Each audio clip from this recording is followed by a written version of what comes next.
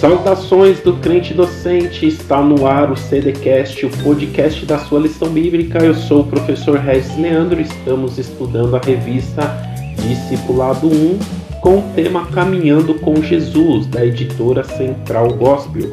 E hoje teremos a aula de número 10, que tem por título As Ordenanças da Igreja. Gostaria de pedir a você que nos acompanha nesse momento que divulgue o trabalho realizado pelo crente docente. Para isso, se inscreva no nosso canal, deixe o seu like e acione o sininho para ficar por dentro das nossas novidades. Quero deixar aqui os meus agradecimentos a Deus em primeiro lugar, ao nosso pastor e ao professor Edivanei pelo convite e oportunidade. Dando início à nossa lição de hoje, quero fazer a leitura que se encontra no texto do Evangelho de Mateus, capítulo 28 e versículo 19, que diz: Portanto, vão e façam discípulos de todas as nações, batizando-os em nome do Pai, e do Filho, e do Espírito Santo. Você sabia que Jesus também foi batizado? O batismo de Jesus está relatado nos evangelhos de Mateus, Marcos e Lucas. Mas a pergunta que fica é: por que Jesus precisou ser batizado se ele não tinha pecado? A resposta está no próprio texto de Mateus, no capítulo 3, e versículo 14 e 15. João, porém, quis convencê-lo a mudar de ideia, dizendo: Eu é que preciso ser batizado por você, e é você que vem a mim? Mas Jesus respondeu: Deixe por enquanto, porque assim nos convém cumprir toda a justiça. O batismo de Jesus inaugura seu ministério e cumpre a atividade de oferecer a salvação de Deus. Profetizado em todo o Antigo Testamento, ao ser batizado, Jesus endossa o ministério e a mensagem de João Batista, que chamava homens e mulheres para o batismo de arrependimento. Embora Jesus não tivesse pecado e não tinha do que se arrepender, Jesus se identifica com o povo pecador que viera salvar. Nesse episódio, o que fica evidente é o fato de João Batista não querer batizar Jesus, reconhecendo a sua majestade. Foi um exemplo de muita humildade de Jesus o fato dele se oferecer para ser batizado por João. Aquele que não conheceu o pecado se submete ao batismo de arrependimento. A objeção que João fez contra batizar Jesus é comparada da mesma maneira como o apóstolo Pedro fez quando Jesus foi lavar seus pés. No Evangelho de João, capítulo 13, versículo 8, está escrito: Então Pedro disse: O Senhor nunca lavará os meus pés. Ao que Jesus respondeu: Se eu não lavar, não terá parte comigo. A modéstia de João o leva a pensar que esta é uma honra excessivamente elevada para ele receber. E ele assim se expressa a Jesus. Além de se achar indigno para esse ato, João acha que é necessário que ele seja batizado por Jesus, e não o contrário. E ele menciona: é eu que careço ser batizado por ti. Embora João estivesse cheio do Espírito de Deus, ainda assim ele reconhece que tem a necessidade de ser batizado com aquele batismo. Note que aqueles que têm uma grande comunhão com o Espírito Santo, ainda assim, nesse estado imperfeito, percebem que precisam mais de Deus. João foi o maior homem já nascido de mulher. Mas tendo nascido de uma mulher, ele está contaminado como os outros homens da semente de Adão. Então sabe que precisa de arrependimento. O que aprendemos nessa passagem é que Jesus, antes de ensinar, ele primeiro começa a agir, cumprindo a justiça da lei cerimonial. Dessa forma, ele recomendou no Evangelho a ordenança do batismo para a sua igreja.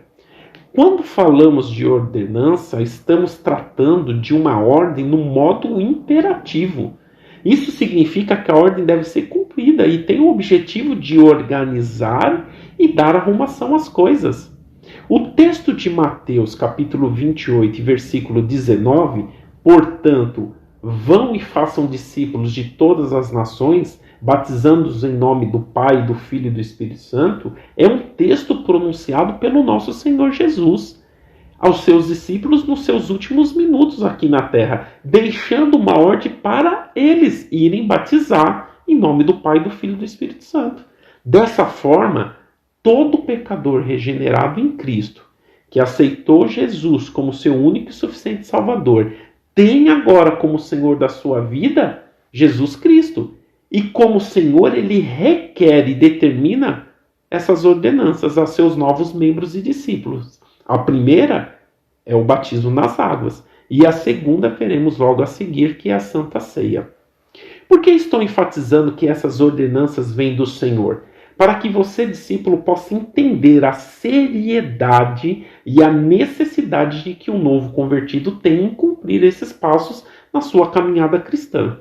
No Evangelho, segundo escreveu Marcos, capítulo 16, e versículo 15 e 16 está escrito: Ide por todo o mundo e pregai o Evangelho a toda criatura, e quem crer e for batizado será salvo. O ato de crer é a primeira e mais importante decisão que fazemos ao ouvir o Evangelho. Após essa etapa, a segunda é mencionada no próprio texto, ser batizado. Sendo essa sequência, crer e ser batizado. Dessa forma, entendemos que para ser batizado nas águas, primeiro eu preciso crer em Jesus. E por isso não batizamos criança, porque o ato de crer requer de nós razão e discernimento. Nossas crianças devem ser consagradas ao Senhor, obedecendo assim os princípios da palavra de Deus e só batizadas depois que puderem crer e professar sua fé. Então, o que significa o ato do batismo? A primeira coisa importante é entendermos o que significa a palavra batismo. A palavra batismo significa mergulho, imersão. Mas por que devo me batizar? Qual a importância do batismo? Bom, primeiro, o batismo é o testemunho público da nossa fé em Jesus. Segundo, quando imergimos uma pessoa na água, estamos simbolicamente declarando que essa pessoa foi sepultada com Jesus. E ao levantarmos essa pessoa das águas, estamos reconhecendo que ela já ressuscitou com Cristo. E agora é uma nova criatura, assim como está escrito em 2 Coríntios, capítulo 5, versículo 17. Pelo que se alguém está em Cristo, nova criatura é.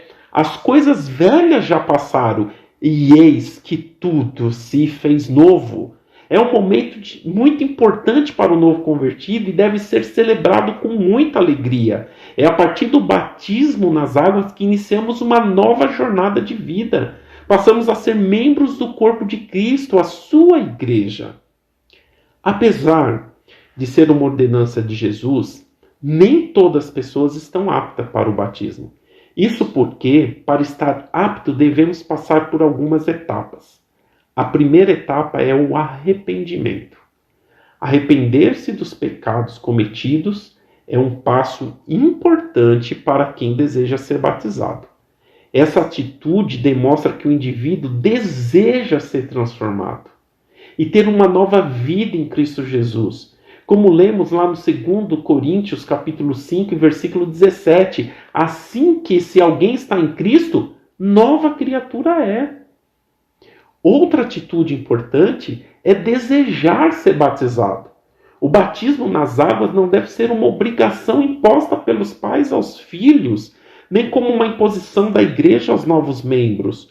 O novo convertido deve desejar em seu coração o batismo, reconhecendo e entendendo as maravilhas que esse ato produzirá em sua vida.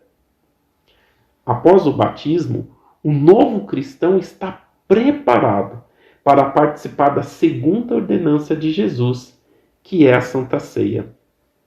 A Santa Ceia é a segunda ordenança de Jesus. E a comunidade cristã primitiva dos primeiros séculos após a vinda de Jesus já celebrava a ceia do Senhor. Naquele tempo, a celebração era conhecida como a festa do amor, na qual celebravam o amor de Deus e o amor mútuo que desfrutavam como cristão. A ordenança ficou conhecida como a ceia do Senhor porque fazia referência à última ceia que o Senhor Jesus teve com seus discípulos, na última noite antes de sua morte. Posteriormente, a ceia do Senhor foi chamada Eucaristia, que significa agradecer. Portanto, um aspecto importante da ceia tem sido o agrupamento do povo de Deus para expressar a sua gratidão pelo que Jesus realizou na cruz do Calvário em favor do seu povo em sua morte. A ceia do Senhor ela tem raízes lá no Antigo Testamento, lá na celebração da Páscoa. Na verdade, antes de Jesus instituir a ceia com seus discípulos, havia dado ordem a eles no sentido de que preparassem um lugar com o propósito de se reunirem por ocasião da Páscoa.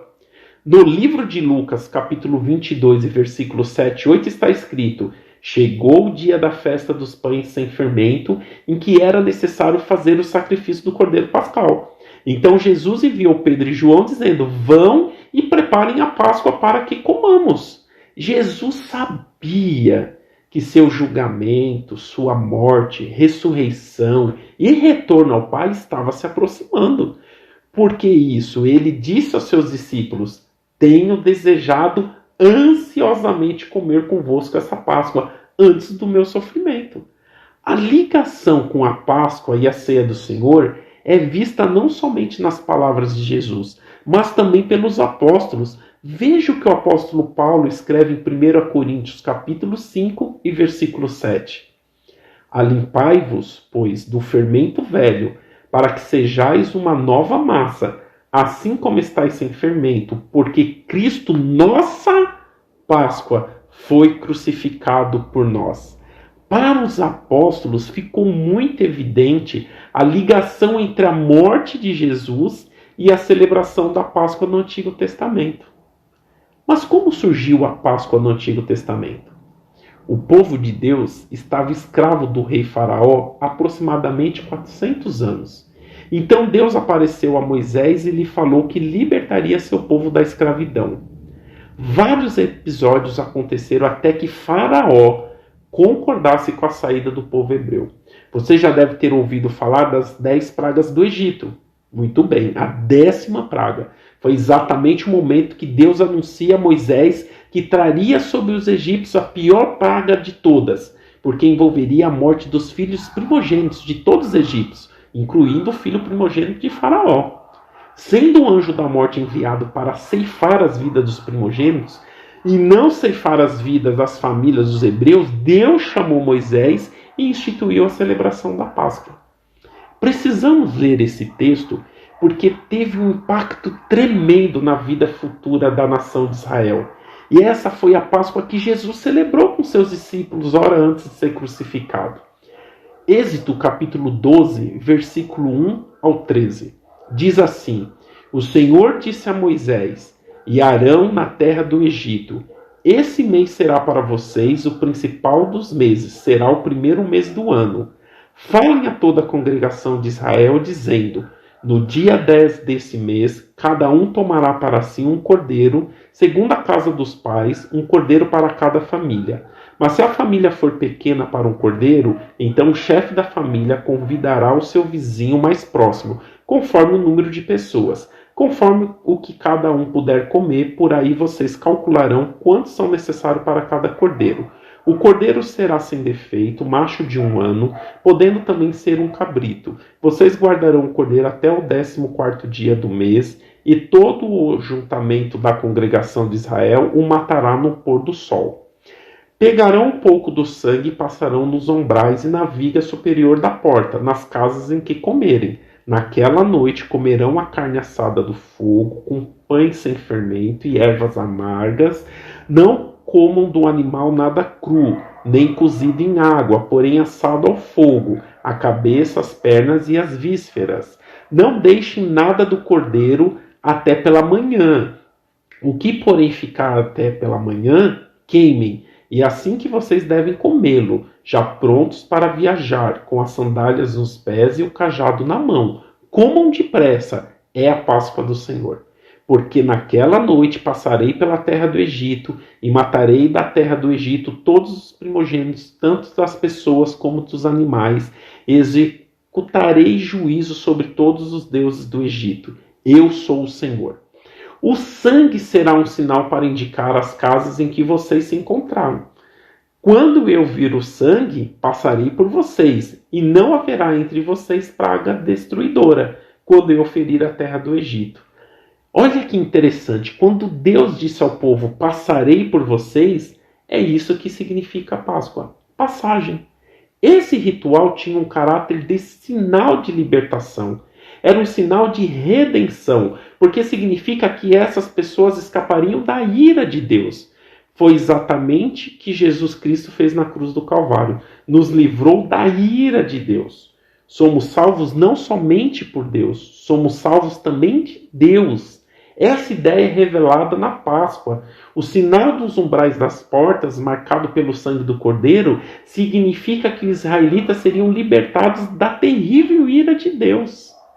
E quando Jesus celebrou sua última Páscoa com seus discípulos, ele acrescentou um novo significado à celebração da Páscoa, quando tomou o pão e o vinho. Veja o texto de Lucas, capítulo 22, versículo 19 e 20. Tomando o pão, deu graças, partiu e deu aos seus discípulos, dizendo: isto é o meu corpo dado em favor de vocês. Façam isso em memória de mim. Do mesmo modo, depois da ceia, pegou o cálice, dizendo: esse cálice é a nova aliança do meu sangue, derramado por vocês. Em essência, Jesus estava dizendo: eu sou a Páscoa, sou o Cordeiro Pascual, sou aquele que será sacrificado em favor de vocês. É por meio do meu sangue, marcado sobre os umbrais das suas vidas, que vocês escaparão da ira de Deus. De agora em diante, esse é meu sangue que é derramado por vocês para a remissão dos seus pecados. Esse é o sangue da nova aliança. A Santa Ceia é um sacramento contínuo. Enquanto o batismo deve ser feito apenas uma vez, a Santa Ceia deve ser instituída repetidas vezes, todas as vezes que comerdes e beberdes, durante toda a caminhada cristã. Somos convocados todos os meses a participarmos da Santa Ceia. Após o batismo nas águas, você estará apto a participar da sua primeira Santa Ceia. Será um momento de muita alegria, pois agora você faz parte do corpo de Cristo. Como é bom saber que somos amados e cuidados por um Deus que é maravilhoso. Finalizamos mais uma aula e o meu desejo é que o Espírito Santo de Deus conduza a sua vida ao batismo nas águas e que você tenha uma vida cristã verdadeira e que todos os dias da sua vida não deixe de participar dos cultos da Santa Ceia. A cada culto, você irá reconhecer e tornar à memória o sacrifício que Jesus fez pelos nossos pecados. Que a graça e a misericórdia de Jesus esteja todos os dias em sua vida. Agradeço a você que nos acompanhou aqui. Siga @Crente Docente no Instagram, no Facebook pelo endereço facebook.com/Crente Docente. Ative as notificações no canal do Crente Docente no YouTube. Fique com Deus e até a próxima aula.